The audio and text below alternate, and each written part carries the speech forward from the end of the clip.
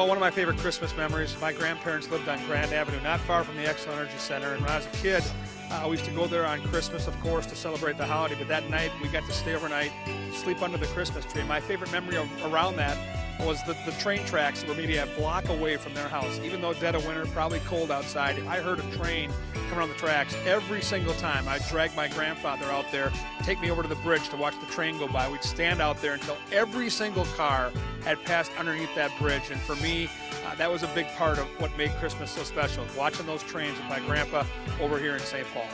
I would have to say my favorite Christmas memory growing up as a child, I only had one sister that was a couple years younger than me, but my mom and dad used to make us go to bed every night at 8 o'clock when we were younger, and whenever Christmas rolled around, Christmas Eve, it was an opportunity for us to stay up past midnight, and my mom and dad would pile us in the car and we'd get a chance to go to midnight mass and stay up really, really late.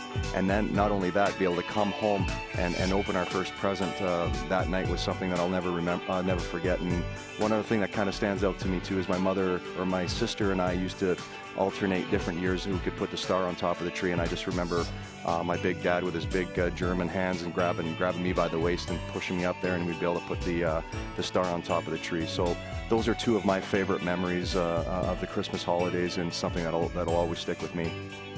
One of my favorite Christmas memories as a young boy was certainly opening up Christmas presents, but that was only a short fulfillment of what I was looking for Christmas. I wanted to make sure I got those presents, but then got outside, loved playing outside, and as quick as I could get outside with time off school with my friends and playing on the pond, and having a mom deliver pizza or McDonald's in the warming house, or bring a clean pair of dry socks, which any kid who's been outside knows how painful some of those frostbite feelings can be, and being able to spend that time with my friends. I think that's when the game is the most pure, the most true, the most honest, and quite frankly, the memories I created with my friends and ones I'll look back on fondly for the rest of my life. And I frankly hope that not only you fans have those same ones, but my kids do as well. My favorite Christmas memory is a game my family and I play, and we've played ever since I was 3 years old.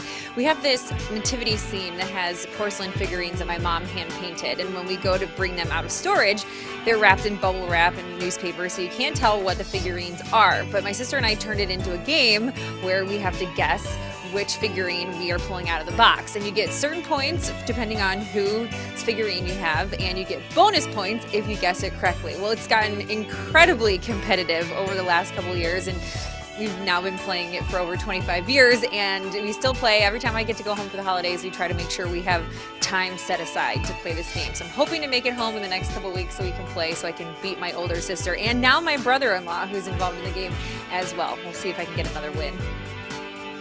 Christmas was always a fun time around the LaPanta household, and what I remember most about it is just that our doors were always open. We had aunts, uncles, cousins, grandparents, all at our house, and it seemed like they were there for like a week. It seemed like the holiday season just went on forever.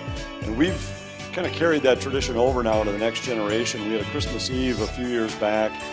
My wife's family had all moved out of town, and Christmas Eve, all of a sudden we had nowhere to go, and we realized our neighbors, some friends of ours, also were just planning to be home. We said, well, this is stupid. Instead of us sitting at home by ourselves and you sitting at home by yourselves, why don't you just come on over?